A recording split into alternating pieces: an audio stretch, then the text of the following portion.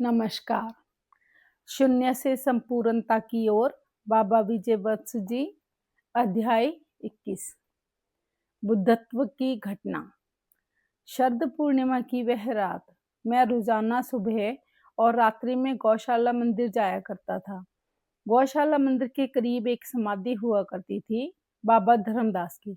मैं वहां जाकर बैठ जाता, घंटों मौन नीरवता के भीतर, परम सन्नाटे में।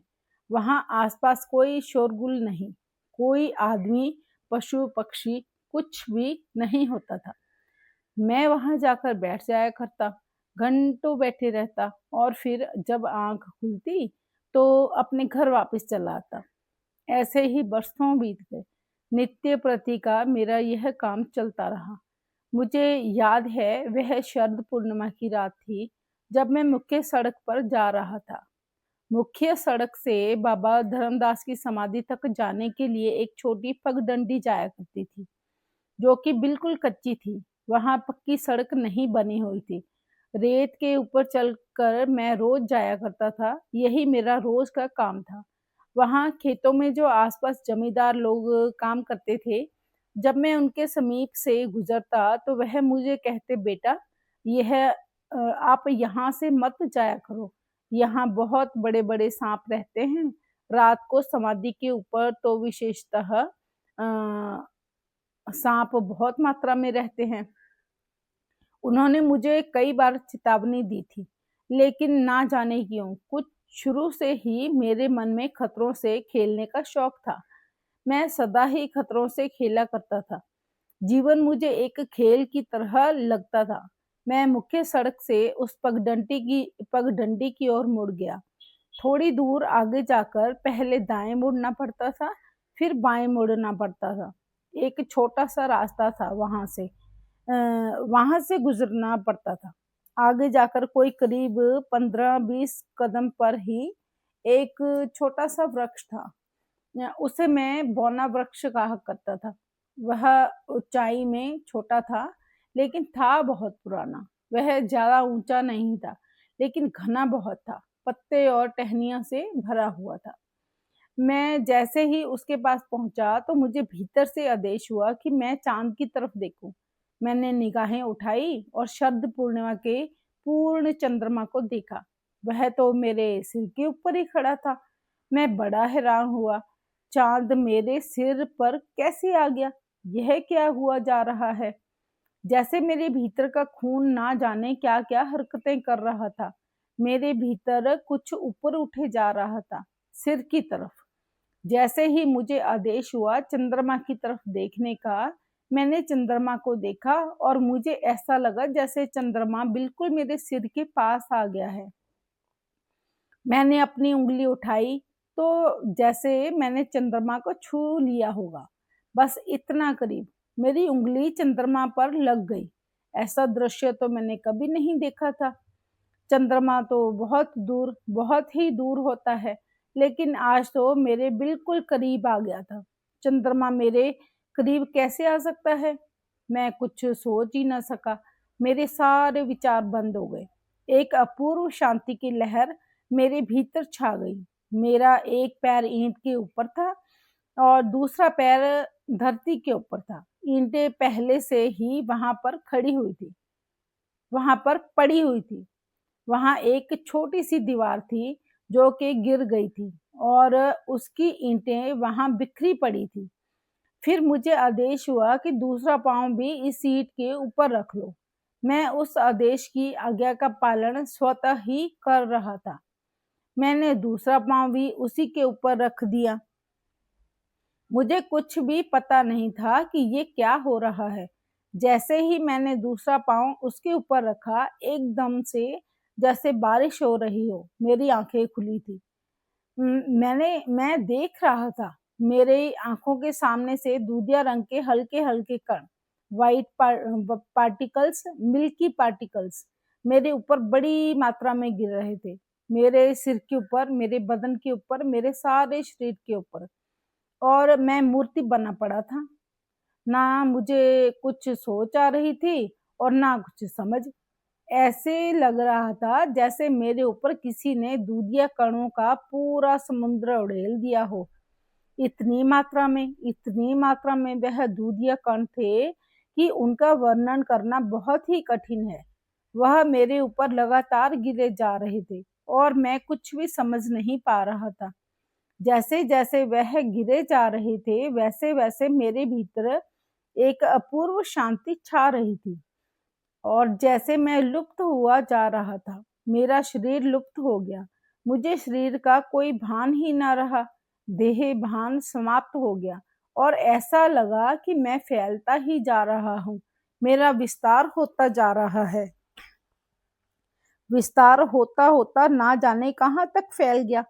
चंद्रमा मेरे भीतर समा गया, चांद तारे मेरे भीतर समा गए, सारा आसमान। और मैं क्या देखता हूँ कि वह जो दीवार गिर गई थी वह दीवार वहां नहीं थी। वहां छोटे छोटे पेड़ बहुत थे, पौधे भी थे, बड़ा सुंदर माहौल था। हल्की हल्की ठंडी हवा चल रही थी। रात के करीब 8:30 का वक्त होगा। मेरे पास घड़ी तो नहीं थी, लेकिन मैं अंदाजे से ही आपको बता रहा हूँ। मैं फैलता चला गया और वह दीवार भी धीरे धीरे लुप्त होती नजर आई, जैसे गुम हो गई हो, विलीन हो रही हो, जैसे उसका अंत हो रहा हो। और मैं उसी दीवार के आर पार देखने में समर्थ था। उसके पास एक छोटा सा गोदाम था जो कि बहुत ऊंचा तो नहीं था। उसकी दीवारें लुप्त होनी शुरू हो गई। वह पेड़ जिसे मैं बौना पेड़ कहता था और मैं करीब करीब उसके पास ही खड़ा था, ऐसे समझिए जैसे उसके नीचे ही खड़ा था, वह भी गायब होना शुरू हो गया। धीरे धीरे सब कुछ गायब होता चला गया। मैं गर्दन ना इधर हिला पा रहा था ना उधर हिला पा रहा था। एक बुत की तरह मैं खड़ा था और मुझे शरीर का कोई भान भी नहीं था। मुझे कुछ भी नहीं पता कि मैं कौन हूँ, कहाँ हूँ और क्या कर रहा हूँ। विस्तार, परम विस्तार, मेरा अपना परम विस्तार। एक अपूर्व अनुभव जो मैंने पहले कभी नहीं किया था। एक क्षण पहले मैं चला आ रहा था और अचानक मेरा कोई और छोर ही न रहा। जैसे मैं सारे ब्रह्मांड में समा गया हूँ और सारा ब्रह्मांड मेरे में समा गया हो। दोनों घटनाएं एक साथ घटती हुई नजर आई। समझ समाप्त। अनुभव, सिर्फ अनुभव ही बचा था। दर्शन मात्र शेष था। सिर्फ दिख रहा था, अनुभव ही हो रहा था, जैसे और कुछ भी ना हो। सामने बाबा धर्मदास की समाधि भी नजर नहीं आ रही थी। सभी तरफ शून्य दिख रहा था। सारा भौतिक संसार जैसे लुप्त होता जा रहा था। धीरे धीरे धीरे सब कुछ लुप्त हो गया। वहां ना कोई वृक्ष था, ना कोई पेड़ पौधे थे और ना ही कोई जमीन थी जिसके ऊपर मैं खड़ा था। ना दीवारें थी, ना वहां गोदाम था, ना बाबा धर्मदास की समाधि थी और ना ही मुझे कुछ ठोस चीज नजर आ रही थी। सभी कुछ जैसे पारदर्शी हो गया था। कुछ भी ऐसा ना रहा जो मेरी दृष्टि में बाधा डालता। ठोसता खत्म हो गई। ठोस तत्व सब समाप्त हो गया। भौतिक संसार का जैसे नाश हो गया हो। सब विलुप्त होते जा रहा था, सभी कुछ। धीरे धीरे आखिरकार सब कुछ विलुप्त हो गया, कुछ भी बाकी ना रहा। मुझे कोई सुध बुध ना रही। एक अपूर्व शांति, एक अपूर्व आनंद से भरा हुआ मेरा चित्त और मैं ही मैं, सिर्फ एक मैं और कुछ नहीं बचा। जो भी मुझे अनुभव होता, मुझे मैं ही दिखता, मुझे मेरा ही विस्तार दिखता, जैसे सारा ब्रह्मांड मेरे भीतर समा गया हो और मैं सारे ब्रह्मांड के भीतर समा गया हूँ। मेरा कोई आदि कोई अंत ना समझ आ रहा था, ना दिख रहा था। बस एक अज्ञात अनुभव, कोई सीमा ठीक ठाक से समझ में ना आई। कुछ पता ही नहीं चला कि मेरा फैलाव, मेरा विस्तार कहाँ तक हो गया है। वह दूधिया रंग के कण सभी जगह फैले हुए थे, जैसे पूरा समुद्र मेरे ऊपर गिरने को आतुर हो। जैसे ही वह मेरे ऊपर गिर रहे थे, वैसे ही मैं अपूर्व शांति में मस्त होता जा रहा था, जैसे किसी ने मय के समुद्र में, शराब के समुद्र में मुझे पटक दिया हो, और मैं धीरे धीरे नशे में बेसुध होता चला गया। सब कुछ गुम हो गया था। सब कुछ गुम हो गया था। कुछ भी नजर नहीं आ रहा था। एक अनुभव, सिर्फ अनुभव, अपूर्व शांति का अनुभव, और वह दूधिया कण मेरे पर लगातार गिरे जा रहे थे, और जैसे मेरे ऊपर बारिश हो रही हुई थी। वह दूधिया कण, मेरे पास कोई शब्द नहीं है आपको बताने के लिए। जैसे मैं यूं कह दूं कि दूधिया कणों का समुद्र मेरे सारे शरीर को नहला गया। कणों के उस समुद्र की अनवर्त धारा मेरे ऊपर गिरी जा रही थी, फेंकी जा रही थी। ना जाने वह कहाँ से आ गई थी। मैं मदहोश होता जा रहा था, जैसे मुझे कोई हल्का हल्का सा कुछ सूंघा रहा हो। फिर मुझे कोई भान नहीं रहा कि मैं कहाँ हूँ। अचानक किसी ने आकर मुझे हिलाया। धीरे धीरे मैंने आंखें खोली। मैंने देखा कि वहां एक जमींदार खड़ा मुझे हिला रहा था। मैं तो उस पगडंडी पर बुत की तरह खड़ा था, मदहोश दशा में। वह वृद्ध व्यक्ति मुझे हिलाए जा रहा था और कह रहा था, बेटा क्या हो गया है आपको? कितनी देर से आप खड़े हो? वह मुझे जानता था। धीरे धीरे मुझे होश आ रही थी। मुझे पूरी होश आने में कितना वक्त लगा, मैं कुछ नहीं बता सकता। मैंने देखा वह आदमी खड़ा था और पीछे बैल खड़े थे। मुझे वह व्यक्ति कहने लगा, 2 बज गए हैं, सुबह के 2 बज गए हैं। मैं कुछ ना बोल सका। मैंने धीरे से अपने पांव उठाए और क्योंकि मैं चल सकता था, धीरे धीरे चलता चलता पगडंडी को पार करके मैं सड़क पर पहुंच गया, और फिर ऐसे ही चलता चलता मैं अपने घर आ गया। मैं सीधा अपने कमरे में गया और जाकर लेट गया, लेकिन मुझे कोई सुध बुध नहीं थी। यह सब कुछ जैसे कोई अज्ञात शक्ति ही करा रही हो। और फिर जब मैं जगा तो सुबह के 9 बज चुके थे। दिल को बहुत सुकून देने वाला दृश्य था।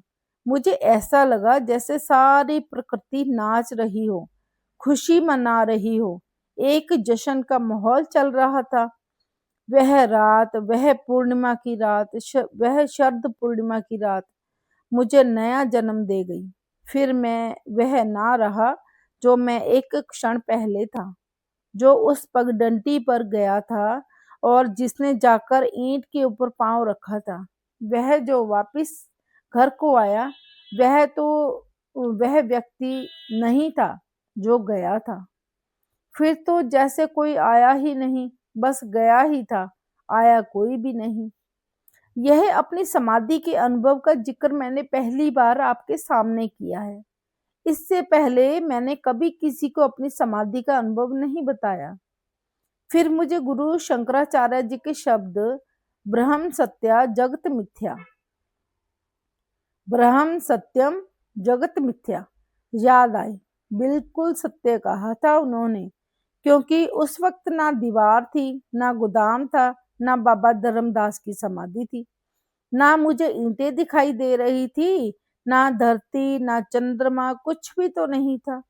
चंद्रमा तो जैसे ही मेरे सिर पर आ गया, उसकी दूधिया रोशनी ने मुझे अपने में लपेट लिया था। सारा चंद्रमा जैसे मेरे सिर पर पटक दिया गया हो। कणों के ऊपर, कणों के रूप में जैसे सारी सृष्टि मुझ पर बरस गई। भौतिकता समाप्त हो गई हो। सभी वृक्ष, पेड़ पौधे, दीवारें, कुछ भी नहीं बचा था। मुझे फिर ध्यान आया कि शंकराचार्य ने यह शब्द यूं ही नहीं बोल दिए होंगे। यह अनुभव उन्हें भी हुआ होगा। उनका बोलना कि जैसे आपको दिख रहा है यह संसार वैसा नहीं है। संसार एक भ्रांति है। बस एक ही सत्य है, वह सत्य है ब्रह्म।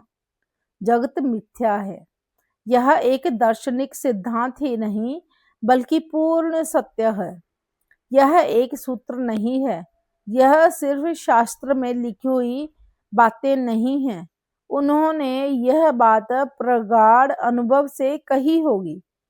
तब मुझे ज्ञान हुआ कि शंकराचार्य जैसे व्यक्ति सिर्फ समझाने के लिए ही नहीं इन शब्दों का प्रयोग कर रहे, बल्कि शब्दों में एक परम सत्य को उड़ेल रहे हैं।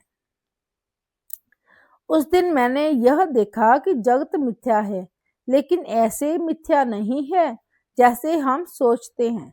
जैसे आज मिथ्या जगत की हम व्याख्या करते हैं कि तुम क्या लेकर आए थे, क्या लेकर जाओगे यहाँ से, यह रिश्ते नाते आज हैं कल नहीं रहेंगे। शंकराचार्य जी का जगत मिथ्या से वह अर्थ था जो आज मुझे दिखा।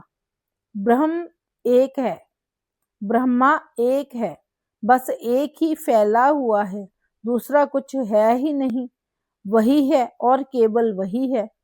भेद की सब दीवारें गिर गई, दूर दूर तक बस एक का ही फैलाव है, एक ही फैला हुआ है। इसे तुम का फैलाव कह लो, इसे मैं का फैलाव कह लो, यह तो शब्दों की अदल बदल है।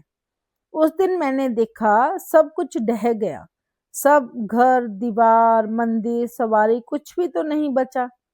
कुछ दिनों तक अवाक, मैं चुपचाप और पूर्ण चुप, कुछ भी नहीं बोल पाता था। मैं चलता फिरता मंदिर तक चलता जाता, वहां जाकर बैठ जाता, लेकिन मेरी शुद्ध बुद्ध तो जैसे गुम ही हो गई। मेरा खाना पीना देखना चलना फिरना नाम मात्र का ही रह गया था।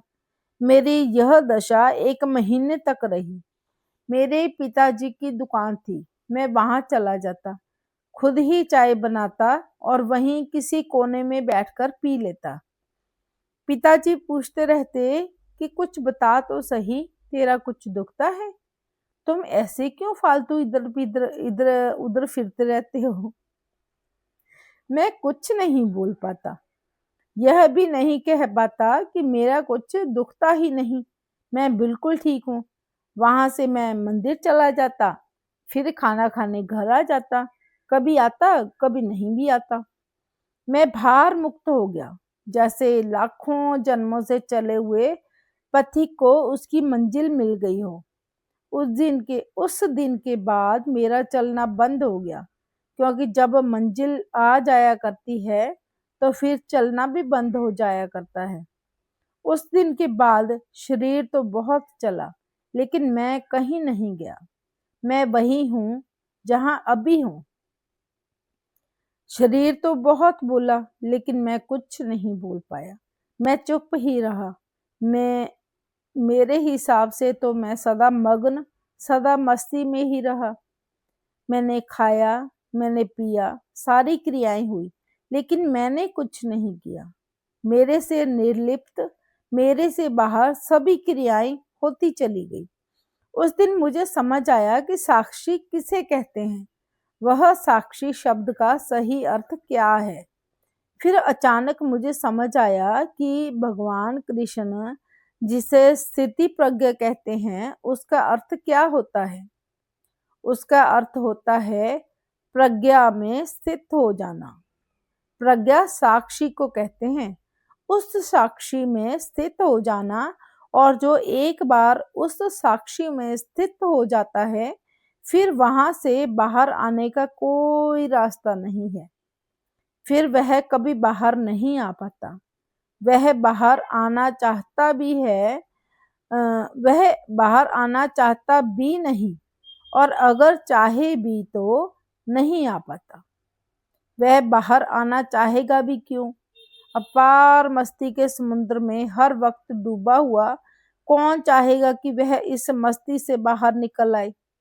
सारा खाना पीना सब कुछ समाप्त हो गया। मुझे कई बार लोग पूछ लेते हैं, क्या आप स्वाद की कोई भी चीज नहीं खाते हो, ना कोई फल लेते हो, ना कुछ सब्जी लेते हो, ना नमक खाते हो, ना खाना खाते हो, और ना कोई मिठाई खाते हो, कुछ भी तो नहीं खाते। अकेले दूध से कैसे चलता है यह शरीर। मैं उनको क्या बताऊं, कैसे बताऊं कि आज मैं पूरी तरह भर गया हूँ, तृप्त हो गया हूँ। मैं क्या स्वाद लूँ, किस चीज का स्वाद लूँ, क्या खाऊं, किसे खिलाऊं, कौन खाएगा। यह प्रकृति अगर चाहेगी तो खिला देगी, नहीं चाहेगी तो ठीक है, नहीं खिलाएगी, उसकी मर्जी। मेरा कोई जिम्मा नहीं रहा, मेरी कोई इच्छा बाकी नहीं रही, मेरी कोई चिंता, कोई वासना, कोई चाहत, कोई कुछ भी नहीं रहा, सब विलीन हो गया। उस अनुभव के साथ मेरा सब कुछ चला गया जिसे मैं मेरा कहता था। मेरा तो है भी, लेकिन अब सारा कुछ ही मेरा है। ऐसे कह लो कि मेरा कुछ भी नहीं। दोनों ही बातें सत्य हैं। बात तो यह समझ से बाहर की है, लेकिन है यही सत्य कि मेरा कुछ भी नहीं और सब कुछ मेरा ही है, या दोनों ही बातें इकट्ठे ही सत्य हैं। यद्यपि शब्दों से नहीं समझाई जा सकती, इसलिए उस अवस्था को प्राप्त हुए व्यक्ति मौन हो जाया करते हैं, या बोलकर भी नहीं बोल पाते और हाथ बांध लिया करते हैं कि नहीं बोल पाया, क्षमा करना।